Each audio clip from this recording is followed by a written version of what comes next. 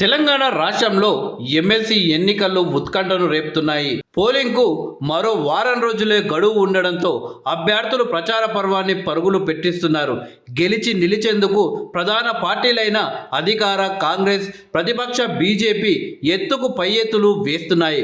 రాష్ట్రంలో కాంగ్రెస్ ఏడాది పాలనకు ఈ ఎమ్మెల్సీ ఎన్నికలు ఓ రెఫరెండం అనే చర్చ అయితే స్టేట్ పాలిటిక్స్లో మరింత హీట్ను పెంచుతుంది.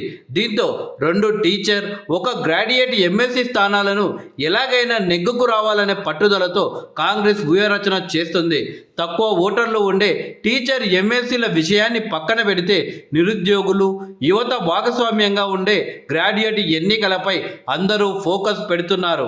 ఉమ్మడి కరీంనగర్, మెదక్, నిజామాబాద్, ఆదిలాబాద్ పట్టభద్రుల ఎమ్మెల్సీ స్థానంలో ఓటర్ల తీర్పు ఎలా ఉండబోతుందనేది పార్టీలకు చెమటలు పట్టిస్తుంది. సిట్టింగ్ స్థానాన్ని నిలుపుకునేందుకు కాంగ్రెస్ పార్టీ ఉట్కూరి నరేందర్ రెడ్డిని బరిలోకి దింపగా తాజాగా ఆయన పట్ల సోషల్ మీడియాలో పెద్ద ఎత్తున విమర్శలు వెల్లువెత్తడం కాంగ్రెస్ పార్టీలో చర్చానీయాంశంగా అవుతుంది. ఆల్ఫోర్స్ విద్యా సంస్థల అధిపతి అయిన ఉట్కూరి నరేందర్ రెడ్డికి బలం అనుకున్న విద్యా సంస్థలే ఎన్నికల ప్రచారంలో ఆయనకు నెగిటివ్ గా మారుతున్నాయనే చర్చ అయితే జరుగుతుంది. ప్రచారం మొదలుపెట్టిన నాటి నుండి ఆయన విషయంలో ఆల్ఫోర్స్ విద్యా సంస్థల పూర్వ విద్యార్థులు, తల్లిదండ్రుల నుంచి తీవ్ర వ్యతిరేకత వ్యక్తమవుతుంది. తాజాగా సోషల్ మీడియాలో మరో అంశం తెరపైకి రావడం హాట్ టాపిక్ గా మారింది.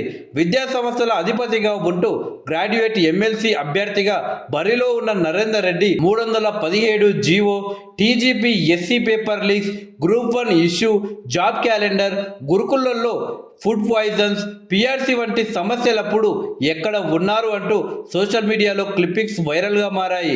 తాము సమస్యలో ఉన్నప్పుడు నోరు మెదపని నరేందర్ రెడ్డి ఇప్పుడు పట్టభద్రుల ఎన్నికల్లో తమ ఓట్లు అడగడం ఏంటని అని గ్రాడ్యుయేట్స్ అయితే నిలదీస్తున్నారు. రాష్ట్రంలో అధికార పార్టీ సొంతంగా విద్యా సంస్థల నెట్వర్క్, టికెట్ వస్తే చాలు గెలుపు సులభం అనుకున్న నరేందర్ రెడ్డికి ప్రచారంలో పట్టపగలే చుక్కలు కనిపిస్తున్నట్లు ప్రచారం అయితే జరుగుతుంది.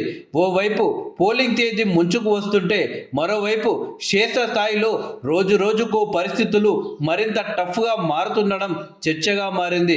ప్రజల్లో నుంచి విమర్శలు వెల్లువెత్తుతుంటే మరోవైపు టీం వర్క్ విషయంలో నరేందర్ రెడ్డి సొంత పార్టీ నేతల్నే నమ్మడం లేదనే చర్చ హస్తం పార్టీ టాప్ లీడర్లలో ఆందోళనకు గురి చేస్తుంది.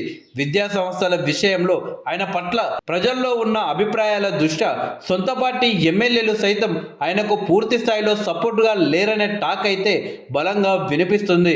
4 ఉమ్మడి జిల్లాల్లోని 42 అసెంబ్లీ నియోజకవర్గాల్లో విస్తరించిన ఈ ఎమ్మెల్సీ నియోజకవర్గంలో 3.5 లక్షలకు పైగా ఓటర్లు తీర్పు చెప్పనున్నారు.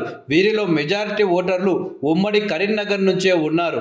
సొంత పార్టీలోనే నరేందర్ రెడ్డి పట్ల తీవ్రమైన వ్యతిరేకతతో పాటు రోజుకో కొత్త అంశాన్ని తెరపైకు తెస్తూ ఆల్ఫోర్స్ను అన్ని వైపులా కట్టడి చేసేలా ప్రత్యర్థులు అస్త్రాలు ప్రయోగిస్తుండడంతో ఆయన పెద్దల సభ ప్లాన్ అడ్డం తిరుగుతుందనే టాక్ అయితే వినిపిస్తుంది.